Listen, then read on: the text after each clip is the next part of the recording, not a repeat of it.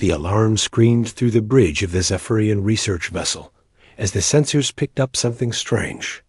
Commander Veltar moved his long fingers across the control panels, his silver eyes studying the readings with growing excitement. "What do we have, Scanner Chief?" he asked, his voice carrying the authority of someone who had served the Zephyrian Science Council for over 20 years. "Unknown vessel, sir. It appears to be drifting without power near Sector 7. The ship design is nothing in our databases." The Scanner Chief's tentacles moved rapidly over his instruments. "Energy readings are minimal. Life support appears to be failing." Veltar leaned forward in his command chair.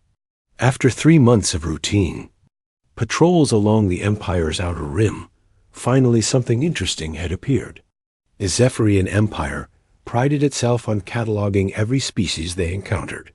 Most were primitive, barely capable of basic space travel. This could be another easy addition to their collection. "Size estimate?" Veltar asked.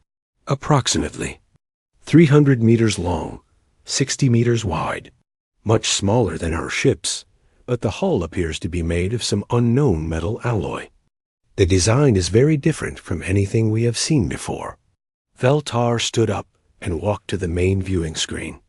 The unknown ship appeared as a dark shape against the stars.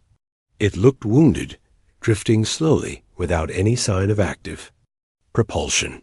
Perfect for capture and study. "Signal Admiral Kethvar. Tell him we have found something worth his attention." Admiral Kethvar arrived on the bridge within minutes. His reputation as the Empire's greatest military scientist was well known throughout Zephyrian space. He had personally overseen the capture and analysis of 17 different alien species. Each one had provided valuable technology that strengthened the Empire. "Show me," Kethvar said simply. The main screen displayed detailed scans of the mysterious vessel. The Admiral studied the readings with the practiced eye of someone who had seen countless alien designs. This one was different. The hull showed signs of battle damage, but the construction looked incredibly solid. The power systems appeared to be offline, but something about the energy patterns seemed unusual. "Interesting," Kethvar said after several minutes of silence. "The metal composition is unknown to our databases. The power systems appear to be some form of fusion technology, but more advanced than anything we have encountered. This could be very valuable." "Should we attempt communication first, Admiral?" Veltar asked. Kethvar made a dismissive gesture with his hand. "Look at the readings, Commander. Their life support is failing. Their power is nearly gone. They are helpless. We will capture the vessel and study it properly. If any of the crew survive, we can question them later." The Admiral moved to the communication station and activated the fleet-wide channel. "This is Admiral Kethvar to all vessels. We have discovered a new alien ship. Prepare for immediate capture and transport to Research Bay 7. I want full scanning teams ready within the hour." On board the drifting human destroyer U.E.S. Defiant, Commander Jake Morrison sat in his darkened command chair, watching the alien ships through passive sensors. The emergency lighting cast red shadows across the bridge, creating the perfect illusion of a damaged vessel barely holding together. "Status report," Morrison said quietly into his headset. "All systems are green, sir," replied Engineer Kate Sullivan from the engine room. "The fake damage is holding up perfectly. Their scanners are seeing exactly what we want them to see." Morrison nodded. Protocol 7 was working exactly as designed. The Defiant appeared to be a crippled ship with failing life support and no offensive capabilities. In reality, every system was operating at full capacity, hidden behind sophisticated masking technology that made them invisible to alien scanners. "Dr. Hayes, what are you reading on their ships?" Morrison asked. Dr. Lisa Hayes looked up from her science station, her face lit by the glow of her instruments. 3 vessels, sir. The largest is approximately 2 kilometers long. It appears to be some kind of research ship based on the energy signatures. The other two are smaller, probably escorts. Their technology seems advanced, but not beyond our understanding. Weapon status? They have energy weapons, but the design appears to be focused on precision rather than raw power. Probably used for cutting through ship hulls rather than ship to ship. Combat. I am not detecting any heavy offensive systems. Morrison allowed himself a small smile. The aliens were exactly what intelligence had predicted. A scientific expedition, overconfident and unprepared for real combat. Perfect for gathering information. Lieutenant Parker, are you ready? Tactical Officer Sam Parker checked his console one final time. All weapon systems are masked and ready, sir. Point defense grid is active, but invisible to their scans. I have. Target locks on all 3 ships, but they do not know it. Morrison activated the ship-wide communication system. All hands, this is the captain. We are about to be captured by an alien research vessel. Remember your training. Stay calm, appear helpless, and gather as much information as possible. We are not prisoners. We are intelligence operatives behind enemy lines. Morrison out. The Zephyrian tractor beam locked onto the Defiant with surprising gentleness. The human ship was slowly pulled toward the massive alien vessel, which opened, like a flower to reveal an enormous research bay. Morrison watched through the view screen as they passed through energy barriers and docking clamps secured their ship.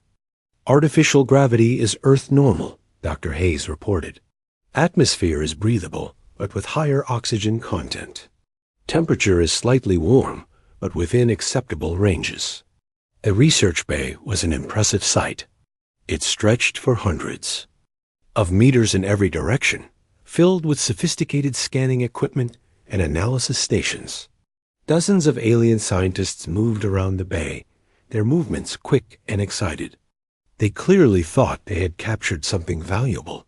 They are starting active scans, Sullivan reported from engineering. Our masking systems are holding. They are seeing a ship with minimal power and failing life support. Morrison watched as the aliens positioned their equipment around the Defiant. Energy scanners, metal analysis tools, and what appeared to be cutting equipment were all being moved into position. The aliens were preparing for a complete dissection of his ship. Doctor Hayes, start passive scans of their technology. I want to know everything about their ship design, power systems, and capabilities. Already started, sir. Their computer systems appear to be completely networked. If we can access one terminal, we might be able to access their entire database. Parker, identify their critical systems. If this goes wrong, I want to know exactly where to hit them. Working on it, sir. Their power core appears to be located in the center of the ship. Command center is near the top. Weapons control seems to be distributed, but I am mapping the network connections. An alien voice came through the ship's communication system, speaking in a language none of them recognized. The universal translator took a moment to process. Unknown vessel, this is the Zephyrian Research Fleet. You are now under our protection. Do not attempt to resist. We will provide medical assistance if needed. Morrison almost laughed. Protection. The aliens had no idea what they had just captured. The used Defiant was not a helpless victim. It was one of the most advanced destroyers in the Terran Navy, equipped with weapons and technology that these aliens could not even imagine. Sir, they are attempting to cut through our outer hull, Sullivan reported. Let them try. How long can our armor hold? With their current tools? Several days at least. Our hull plating is designed to withstand plasma cannons. Their cutting beams are barely scratching the surface. Morrison settled back in his command chair. Phase 1 of Protocol 7 was complete. The aliens thought they had captured a primitive ship from a weak species. Soon they would learn the truth about humanity. Soon they would understand that they had not captured a prize. They had invited a predator into their home. The hunt was about to begin. Senior researcher Nethix stood before the captured human vessel, his excitement barely contained. After 15 years of studying primitive alien technology, he finally had something that could make his career. The unknown ship sat in the research bay like a sleeping giant, its dark hull reflecting the bright analysis lights. "Begin the deep scans," Nethix ordered his team. "I want complete molecular analysis of that hull material. Whatever these creatures used to build this ship, it is far stronger than anything we have seen before." The cutting beams had been working for 6 hours with minimal progress. The alien hull showed only minor surface damage despite the concentrated energy assault. Nethix had never encountered metal this resistant to their standard tools.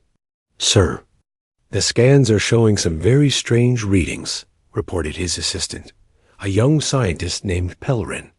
"The power systems appear to be more complex than we initially thought. There are energy conduits running throughout the ship that our scanners cannot fully map." Nethix studied the readings with growing confusion. The ship had appeared nearly powerless when they first detected it, but the internal scans suggested a sophisticated power distribution network. Perhaps the aliens had backup systems that were still functioning. Increase scanning intensity. "I want to know everything about how this ship operates." Meanwhile, Admiral Kethver observed the research. Operation from the command deck overlooking the bay. Something bothered him about this capture, though he could not identify what. The alien ship sat too perfectly in their research bay, as if it belonged there. In his experience, captured vessels usually showed signs of panic or desperation from their crews. This ship was completely silent. "Commander Veltar, have we detected any communication attempts from the captured vessel?" "None, Admiral. Complete radio silence since we brought them aboard. Their communication systems appear to be offline." Kethver nodded, but his unease remained. Most alien species attempted some form of communication when captured, even if just desperate pleas for mercy. The silence from this ship felt wrong. Inside the Defiant, Commander Morrison watched the alien research efforts through hidden external cameras. The aliens were systematic and thorough, but they clearly did not understand what they were dealing with. Their cutting tools were designed for standard metal alloys, not the advanced composite armor of a Terran Navy destroyer. "Status report. All stations," Morrison said quietly. "Engineering reports all systems nominal," Kate Sullivan replied from the engine room. "Their scanners are seeing exactly what we want them to see. Minimal power, failing life support, offline weapons. The masking systems are working perfectly. Dr. Hayes, what have you learned about our hosts?" Lisa Hayes looked up from her science station, her face illuminated by streams of data. "Their computer networks are impressive but vulnerable, sir. They use centralized processing with minimal security protocols. If we needed to, we could access their entire database through any connected terminal. And their ship design? Fascinating but flawed. They have powerful energy systems and advanced materials, but their tactical thinking is limited. This research vessel has almost no defensive capabilities beyond basic shields. The escort ships are better armed, but not designed for real combat." Morrison nodded. The aliens were exactly what Earth Command had expected based on long-range intelligence gathering. Advanced scientists with limited military experience. They had probably encountered many primitive species and grown overconfident in their superiority. "Lieutenant Parker? Tactical analysis?" Sam Parker studied his instruments carefully before responding. "Their weapons are designed for precision work, not ship-to-ship combat. Energy output suggests they could cut through most standard hulls, but they would have trouble with military-grade armor. Their ship positioning shows no tactical awareness. If this were a combat situation, we could disable all 3 vessels. Within minutes. Good. Continue monitoring, but take no action. We are still in intelligence-gathering mode." The hours passed slowly as the Zephyrian research team worked tirelessly to understand the human ship. Their frustration grew with each failed attempt to penetrate the hull or access the internal systems. What should have been a routine analysis was becoming a significant challenge. The power core appears to be some form of advanced fusion reactor. Nethix reported to Admiral Kethvar during their evening briefing. But the design is unlike anything in our databases. The energy output must be enormous when fully operational. What about the crew? Life signs are minimal but stable. We detect approximately 40 individuals aboard the vessel. They appear to be in some form of emergency hibernation, probably due to the life support failures. Kethvar studied the data reports with growing interest. 40 crew members for a ship this size suggested either very advanced automation or a highly trained military unit. Most civilian vessels required much larger crews for basic operations. Have you identified the species yet? Preliminary biological. Scans suggest they are carbon-based humanoids. 2 arms, 2 legs, similar basic structure to several known species. But there are some unusual readings that we cannot fully explain without direct examination. Continue your analysis. I want a complete report within 48 hours. As the research continued, Dr. Hayes made a disturbing discovery. While monitoring alien communications, she intercepted several encrypted messages between the research ship and what appeared to be military command centers throughout the Zephyrian Empire. Commander, you need to hear this, she said, rooting. The translated communications through Morrison's headset. The messages revealed the true purpose of the research operation. The Zephyrians were not simply studying alien technology out of scientific curiosity. They were preparing for conquest. Every species they encountered was evaluated for potential threat levels and resource extraction possibilities. They are planning to use what they learn about us to determine whether humanity should be conquered or eliminated, Hayes reported quietly. This is not first contact. This is reconnaissance for invasion. Morrison felt a cold anger settle in his chest. The Zephyrians had made a critical mistake. They assumed humanity was just another primitive species to be cataloged and exploited. They had no idea that Earth had been watching them for months, learning about their capabilities and intentions. Parker, revised tactical assessment. If we needed to disable their research capabilities permanently, what would it take? Parker consulted his targeting data. The research bay has several critical power junctions that supply the entire analysis network. Taking out 3 specific nodes would shut down all their scanning equipment. The escort ships have centralized weapon control systems that could be disabled with precision strikes. Time estimate for complete neutralization? Less than 30 seconds if we go to full combat status. Morrison made his decision.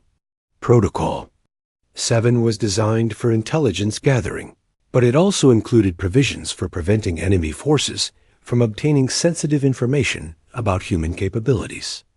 The Zephyrians had revealed their hostile intentions. They could not be allowed to complete their analysis. All hands, this is the captain. Prepare for Phase 2 implementation. We are moving from passive intelligence gathering to active operations. Maintain current positions and await my signal. In the research bay, Nethix finally achieved a small breakthrough. His team managed to create a tiny breach in the outer hull plating, barely large enough for a probe to enter. The excitement among the research staff was obvious as they prepared their most advanced scanning equipment.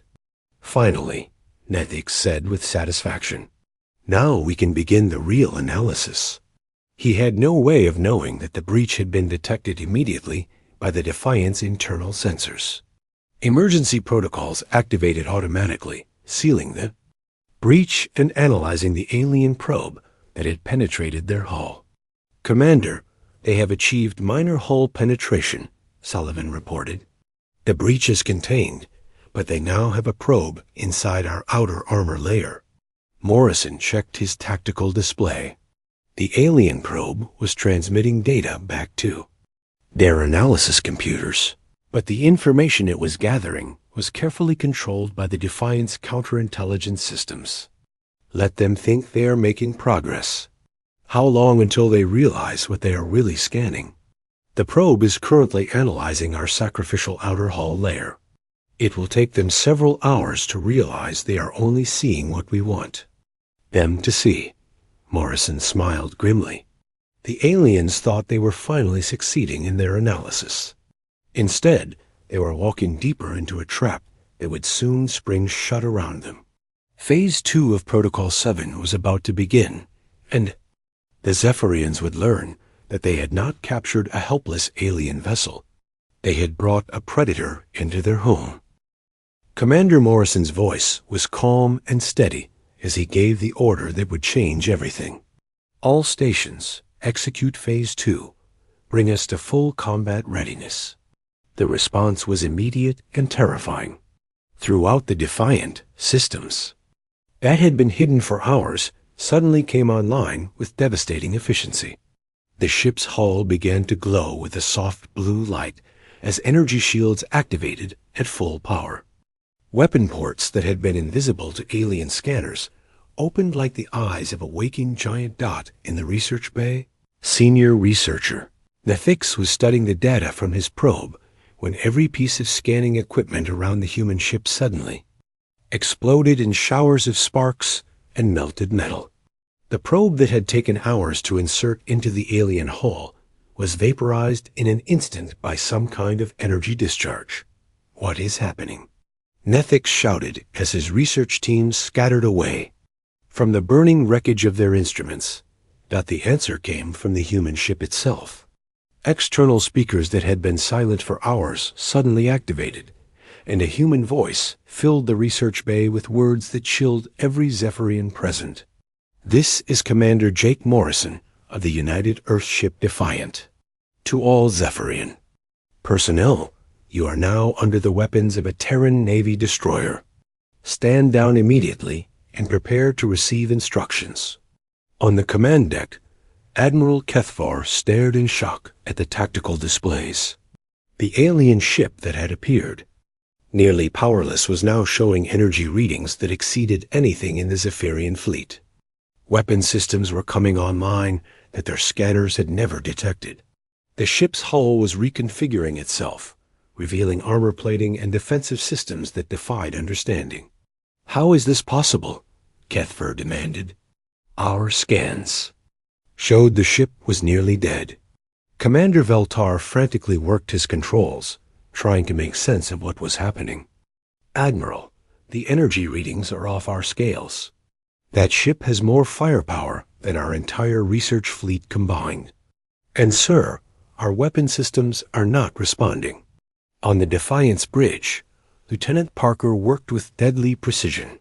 His targeting systems had been analyzing the Zephyrian ships for hours, identifying every critical system and vulnerability. Now he put that knowledge to devastating use. Point defense systems online, Parker reported, initiating selective targeting of enemy weapons and communications. Invisible energy beams lanced out from the human destroyer, striking with surgical precision. Throughout the Zephyrian fleet, weapon control systems failed as their control. Circuits were burned out by precisely targeted electromagnetic pulses.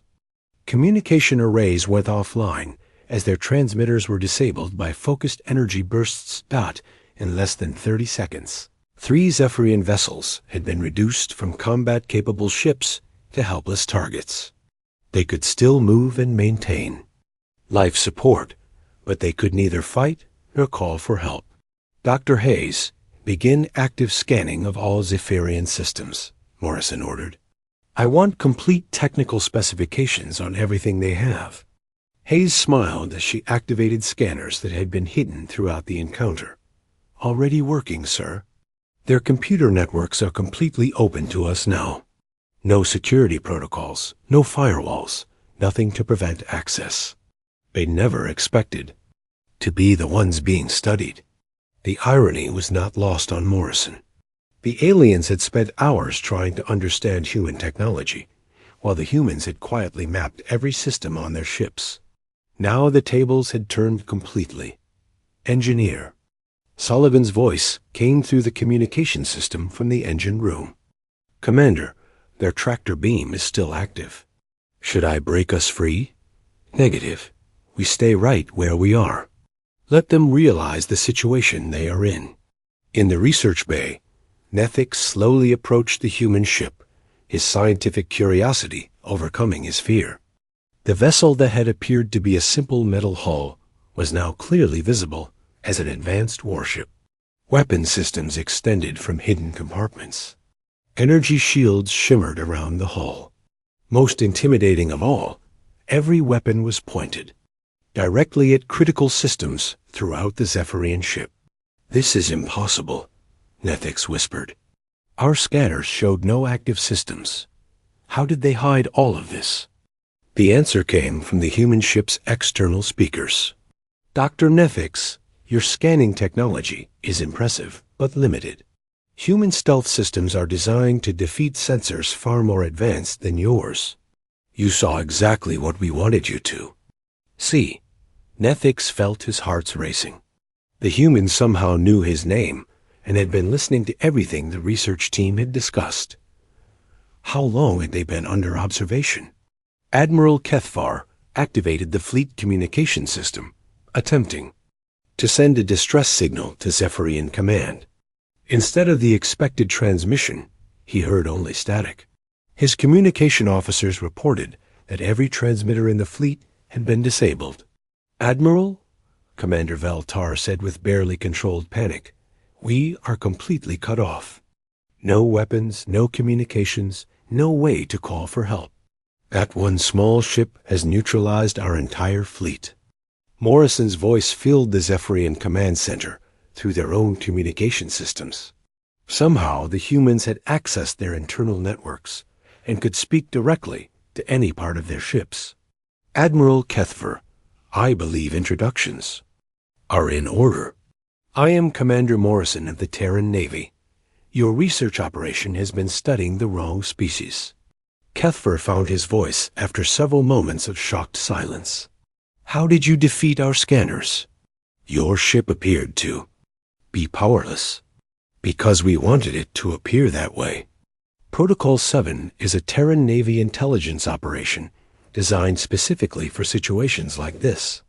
When an unknown species captures one of our ships, we let them think they have succeeded while we gather information about their capabilities and intentions." Dr. Hayes interrupted with a report that made Morrison's expression darken. "Commander, I have accessed their complete database. The Zephyrian Empire has conquered or destroyed 47 different species over the past century. They were planning to add humanity to that list." Morrison's reply was broadcast throughout all 3 Zephyrian ships. "Admiral, we have reviewed your military records. Your empire has a long history of destroying civilizations that you consider inferior. That was a mistake with humanity. What do you want?" Kethvar asked, his voice barely steady. "Information. Exchange. You have been studying us for hours, learning about our technology and capabilities. Now it is our turn.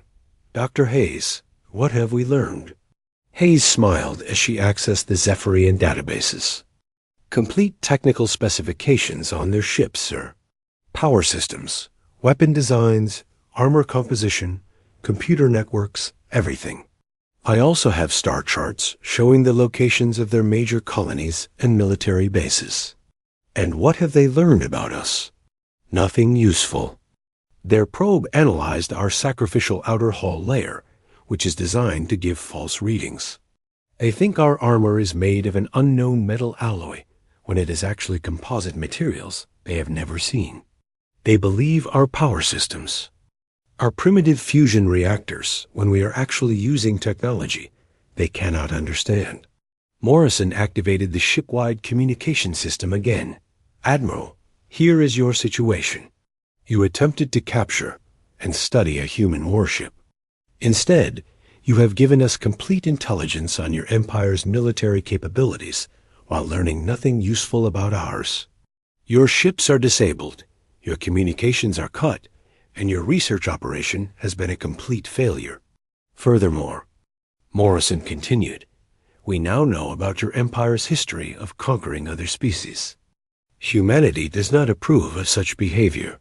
In the research bay, Nethix watched in fascination as the human ship began to transform again. Additional armor plating extended from the hull. New weapon systems deployed. The destroyer was revealing capabilities that went far beyond what any Zephyrian ship could match. How is this possible? Nethix asked aloud. The human voice answered him directly. Because you underestimated us, Dr. Nethix. You saw a damaged ship and assumed we were helpless. You saw a small vessel and assumed we were primitive. You were wrong on both counts. Admiral Kethver realized the full extent of his failure. His research fleet had not captured a prize for study. They had walked into a trap set by a species far more advanced and dangerous than they had imagined. The hunters had become the hunted, and now they were completely at the mercy of creatures they had planned to conquer. The human ship sat in their research, bay like a predator surrounded by prey, its weapons trained on every critical system in known. The Zephyrian fleet. The tables had turned completely, and there was nothing the aliens could do to change their situation. The first sign of the approaching human fleet was a series of bright flashes in space as 12 ships dropped out of hyperspace in perfect formation. Admiral Kethfor watched the tactical display with growing dread as the human vessels took positions. Around his disabled research fleet, Admiral, Commander Veltar reported with barely controlled fear, the human ships are much larger than we expected. That lead vessel appears to be a heavy cruiser, and its energy readings are enormous. Captain Ryan Torres of the UES Vengeance opened communication channels to both the Defiant and the Zephyrian ships. His voice carried the authority of someone who had commanded warships for 20 years. Commander Morrison, this is Captain Torres. Task Force 7 is in position and ready to provide support. What is the tactical situation? Morrison's reply was calm and professional. Captain, we have 3 disabled Zephyrian vessels under control. No casualties on either side. The aliens attempted to capture and study the Defiant, but discovered they were outmatched. We now have complete intelligence on their technology and military capabilities. Understood. Our intelligence teams are already analyzing the data you transmitted. Very impressive work, Commander. In the research bay, Dr. Nethix stared through the observation windows at the human fleet. Each ship was sleek and deadly looking, with weapon systems that seemed far more advanced than anything in the Zephyrian arsenal. The lead vessel alone appeared capable of destroying his entire research fleet. This is impossible, Nethix whispered. How did a species we never heard of develop technology so far beyond ours? The answer came from Commander Morrison through the ship's communication system. Dr. Nethix, humanity has been developing military technology for thousands of years. We have fought wars that your species cannot imagine. While you conquered primitive civilizations, we were perfecting the art of warfare against equals. Admiral Kethfor activated his emergency communication system, hoping to reach the approaching Zephyrian battle fleet before they arrived. The system crackled to life, but instead of reaching his own ships, he heard human voices coordinating their defensive positions. Admiral Kethver, Captain Torres said, your communication systems are now under our control. Any messages you send will be monitored and filtered by our intelligence teams. Your battle fleet is approaching a trap they cannot win. How many ships are coming to rescue you? Morrison asked. Kethver hesitated, then realized there was no point in hiding information the humans would discover anyway. 15 ships, including the battlecruiser Zarthek. It is one of our most powerful vessels. Dr. Hayes looked up from her analysis station on the Defiant. Commander, I have been studying their battlecruiser design from their database. It is impressive by Zephyrian standards, but outdated compared to our technology. The Vengeance alone could disable it without difficulty. What about their entire fleet? Our task force outguns them approximately 3-1, and we have the advantage of knowing all their tactical weaknesses. It would not be a fair fight. Morrison made a decision that would define the future relationship between humanity and the Zephyrian Empire. Captain Torres, when their fleet arrives, I want a demonstration of human capabilities that they will never forget. No destruction, no casualties, but make it clear that resistance is pointless. Understood, Commander. We will show them what happens when you threaten humanity. The Zephyrian battle fleet dropped out of hyperspace exactly on schedule. There, 15 ships arranged in a traditional attack formation. Fleet Commander Zektal immediately assessed the situation and felt his confidence drain away. The human ships were positioned perfectly to defend the research fleet, and their energy signatures suggested weapons and defensive systems far beyond Zephyrian capabilities. This is Fleet Commander Zektal to the unknown vessels, he transmitted. You are holding Zephyrian citizens hostage. Release them immediately or face the consequences. Captain Torres responded immediately. Fleet Commander, this is Captain Torres of the Terran Navy. Your research fleet attempted to capture and study one of our ships. They are not hostages. They are prisoners who will be released when appropriate terms are agreed upon. We do not negotiate with inferior species. Stand down or be destroyed. Morrison shook his head at the Zephyrian arrogance. Even facing overwhelming force, they still believed they were superior. Captain Torres, I believe a demonstration is in order. Agreed. All ships execute Demonstration Protocol Alpha. What happened next would be remembered in Zephyrian military history as the most devastating defeat their empire had ever suffered. The human fleet moved with precision that defied belief, each ship targeting specific systems on the Zephyrian vessels with surgical accuracy. The battlecruiser Zarthak, pride of the Zephyrian fleet, found its main weapon systems disabled within seconds. Energy beams from the Vengeance struck each weapon port with perfect precision, melting the control circuits without damaging the surrounding hull. The ship's communication array, navigation systems, and shield generators followed in. Rapid succession throughout the Zephyrian fleet, the same pattern repeated. Ship after ship found their critical systems disabled by weapons they could not even see. Point defense systems that should have protected them proved useless against human targeting technology. Within 2 minutes, 15 Zephyrian warships had been reduced to helpless hulks drifting in space. Impossible, Fleet Commander Zektal whispered as he stared at his dead control panels. How did they do this? The answer came from Captain Torres. Fleet Commander, you are facing the Terran Navy. We have been preparing for this kind of encounter for decades. Your ships are advanced by your standards, but primitive compared to human military technology. Engineer Sullivan monitored the demonstration from the Defiant's engine room. Commander, all Zephyrian ships are now running on emergency power only. No weapons, no shields, no long-range communications. Total neutralization achieved with 0 casualties. Morrison opened communication channels to all Zephyrian vessels simultaneously. All Zephyrian commanders, this is Commander Morrison. You came here believing you could capture and study a human ship. Instead, you have learned that humanity possesses military capabilities far beyond your understanding. Your research operation has provided us with complete intelligence on your empire's technology, star charts, and military capabilities. Meanwhile, you have learned nothing useful about our technology except that it is superior to yours.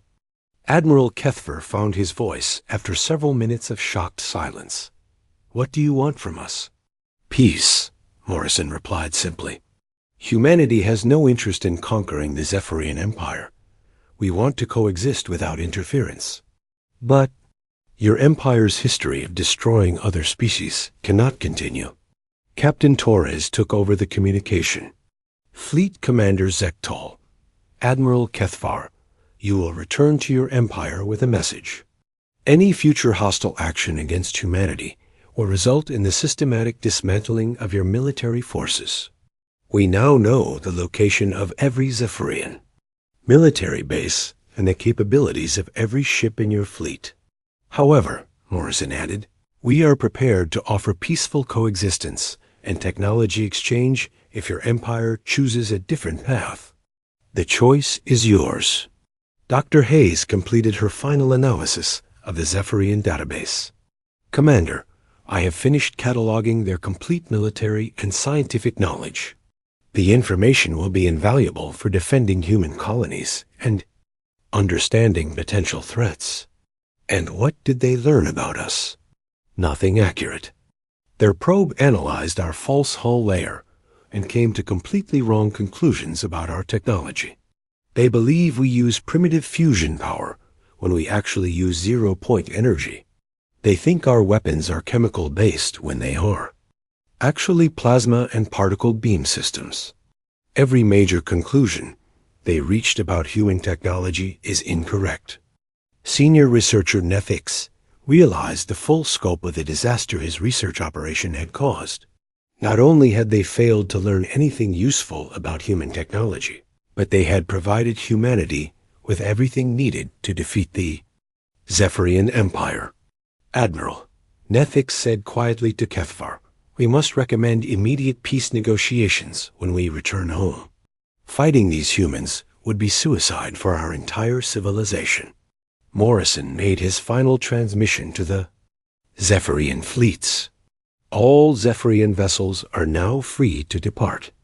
Your weapons and communication systems will be restored when you reach the edge of this star system. Remember what you have learned here today. Humanity offers friendship to those who approach us in peace, but we are prepared to defend ourselves against any threat. Captain Torres added the final warning. Your Empire tried to study a human warship and learned that you had made a terrible mistake. Do not make that mistake again.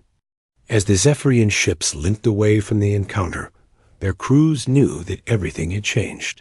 They had come expecting to capture and study a primitive alien vessel. Instead, they had discovered a species with technology and military capabilities. That made the Zephyrian Empire look like children playing with toys. The research operation had ended in complete failure, but more importantly, it had revealed that humanity was not another weak species asterisk. Admiral Kethvar stood frozen on his command deck, staring at the tactical displays that showed his complete defeat. 3 of the Empire's most advanced research vessels had been neutralized by a single alien ship. His career, his reputation, everything he had built over decades of service was crumbling around him. Commander Morrison, Kethvar said into the communication system, trying to keep his voice steady. What are your terms? The human's reply came immediately, calm and confident. Admiral, you seem to think this is a negotiation. It is not. You are going to answer our questions and provide the information we require. In return, we will not destroy your ships. You would not dare attack a research fleet. We are scientists, not military combatants. Morrison's laugh was cold and without humor. Admiral, we have reviewed your database. Your research fleet has participated in the conquest of 12 different species over the past 50 years. You study civilizations, so your military knows how to destroy them. Do not pretend to be innocent scientists. Dr. Hayes looked up from her station, where she was analyzing the Zephyrian data. Commander, I am detecting multiple hyperspace signatures approaching this location. It appears the Zephyrians sent a distress signal before we disabled their communications. Morrison nodded. He had expected this development. How many ships and estimated arrival time? 15 vessels, including what appears to be a battlecruiser. They will arrive in approximately 4 hours. In the research bay, senior researcher Nethix heard the conversation through the ship's communication system. Relief flooded through him as he realized help was coming. The humans might have superior technology, but they were still just one small ship against an entire battle fleet. "Did you hear that, human?" Nethix called out to the Defiant. "A full battle fleet is coming. You should surrender now while you still can." The response from Commander Morrison was not what Nethix expected. "Dr. Nethix, thank you for that information. You have just confirmed that your Empire views first contact as an act of war." Morrison activated his ship's long-range communication array and began transmitting on frequencies that no Zephyrian had ever detected. "This is Commander Morrison to Earth Command. Request immediate deployment of Task Force 7 to my coordinates. We have confirmed hostile intentions from the Zephyrian Empire." The reply came within minutes, transmitted through quantum entanglement. Communication that traveled faster than light itself. "Morrison, this is Admiral Chun at Earth Command. Task Force 7 is already en route. Captain Torres on the Vengeance is bringing 12 ships including 2 heavy cruisers. Estimated arrival in 2 hours." Admiral Kethvar felt his blood turn cold. The humans had reinforcements coming, and they would arrive before the Zephyrian battle fleet. His situation had gone from bad to impossible. "How did you contact your fleet?" Kethvar demanded. "Our scans show no long-range transmitters on your ship." "Because you do not understand our technology," Morrison replied. "We use quantum communication systems that operate outside normal spacetime. Your scanners cannot detect them because they exist in dimensions you have never discovered." Lieutenant Parker looked up from his tactical station. "Commander, I am detecting weapons charging on the escort vessels. It appears they are planning to attack despite their disabled systems." Morrison sighed. The Zephyrians were making this more difficult than necessary. "Admiral Kethvar, order your ships to stand down immediately. Any attempt to charge weapons will be met with appropriate response." "I will not surrender my fleet to a single enemy vessel," Kethvar replied with more courage than he felt. "Then you will learn why that is a mistake." Parker's fingers moved across his targeting controls with practiced precision. The Defiant's point defense systems had been analyzing the Zephyrian ships for hours, identifying every critical component and structural weakness. Now he put that knowledge to devastating U-Stot energy beams lanced out from the human destroyer. With surgical precision, on the first escort ship, the main power coupling exploded in a shower of sparks, leaving the vessel running on emergency power only. On the second escort, the primary computer core was fried by an electromagnetic pulse, leaving the crew unable to control any ship functions. The demonstration took less than 10 seconds and caused no casualties, but the message was clear. The human ship could destroy any system on the Zephyrian vessels without damaging the rest of the ship or harming the crew. "Admiral," Commander Veltar reported with a shaking voice, "both escort ships are now running on emergency power only. Their weapon systems are completely offline." Morrison's voice filled the command center again. "Admiral, I could have destroyed both ships entirely. Instead, I disabled them without harming your crews. This is the difference between human military doctrine and yours. We do not need to kill our enemies to defeat them."